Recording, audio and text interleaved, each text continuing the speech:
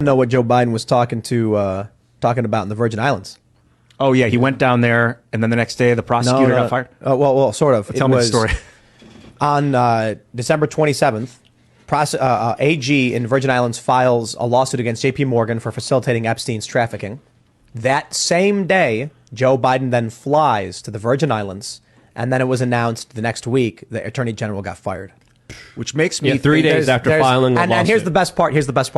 The article about Biden flying to the Virgin Islands was like, he goes there for the holidays. He has not been there for years, and he decided to just go now. And it's like, dude, I saw that. He's not been there. I didn't know this story. I heard you had Republicans that were like, I can't believe he's doing the same things that they accused Trump for. I'm like, wow, I've never been the what's really going on, guys. This is a distraction. I try not to be that guy, but what you're saying makes total sense. He had not gone to the Virgin Islands since he was VP. That makes total sense. So this abrupt middle of the week trip on a Tuesday, they're like in between the holidays. On Tuesday, he's going to the Virgin Islands to get out of here. Yeah, and Biden has a history of firing international politicians that he doesn't like or investigators that don't do what he wants them to do, as he openly bragged on the Council on Foreign Relations with Richard Haas about how he was able to fire a Ukrainian prosecutor that was looking into the business that his son was getting lucrative contracts from.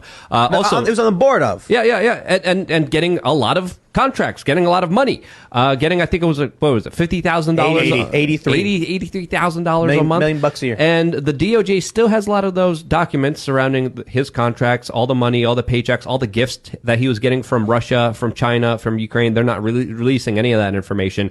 And for Joe Biden to go to the Virgin Islands that are looking for a federal bailout, and 3 days after announcing this lawsuit in the Virgin Islands, this attorney general gets fired without cause, without reason. The attorney general that was looking after J.P. Morgan and Chase and their involvement in this larger trafficking and extortion operation. Give me a break. How more obvious could it get? This attorney general was a hero. She was putting everything on the line, investigating and calling out the bigger players and the bigger names when it came to the biggest banks finagling and running an international child trafficking operation that, of course, affected people in so many negative ways. Thousands of children hurt, and we're never going to get any justice here because the people who are looking into this are being fired immediately.